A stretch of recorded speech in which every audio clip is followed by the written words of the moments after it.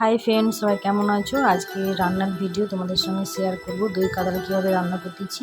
কড়াতে তেল গরম করে তাতে পেঁয়াজ বাটা দিয়ে ভালো করে নেড়ে চেড়ে নেব। আগে থেকে মাছ ভেজে রেখে দিয়েছি। এবার চাল মগজ বাটা দিয়ে কিছুক্ষণ ভালো করে কষিয়ে নেব। কষানো হয়ে গেলে ভালো করে কষিয়ে নিয়ে এবার হলুদ গুঁড়ো দিয়ে ভালো করে নেড়ে নেব। দেখো কড়াতে একটু লবণ দিয়ে কিছুক্ষণ আবার কষিয়ে নেব, যাতে মশলা থেকে যতক্ষণ না তেলটা দেখো কত সুন্দর ছেড়ে গেছে।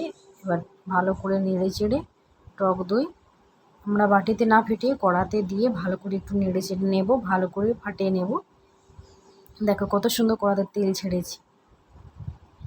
দই কাতলাটি এত সুন্দর খেতে হয়েছে না। অল্প জল দিয়ে ভালো করে নেড়ে মাছগুলো ভালো করে ভাজবো না, হালকা কিছুটা ভেজে মাছগুলো দিয়ে দিলাম, দিয়ে কিছুক্ষণ ফুটিয়ে নেব। আস্তে করে একটু খুন্তি দিয়ে নেড়ে চেড়ে একটা ঢাকনা সাহায্যে একটু চাপা দিয়ে দেবো। চাপা দিয়ে দিলে মাছটা কি সুন্দর সিদ্ধ হয়ে যাবে, খেতে টেস্টি খুব সুন্দর।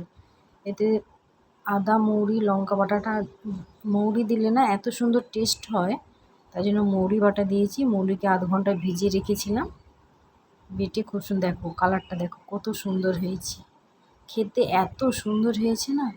তো মাছগুলো হালকা করে একটু নাড়ে নেব যাতে মাছগুলো না ভাঙে। দেখো রান্না আমার হয়ে গেছে দই কাতলা।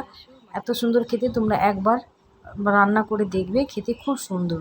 মৌরি আদা দিলে না তরকারির স্বাদ টেস্ট সম্পূর্ণ আলাদা হয়। ভালো লাগলে tata bye bye, like comment share করবেন।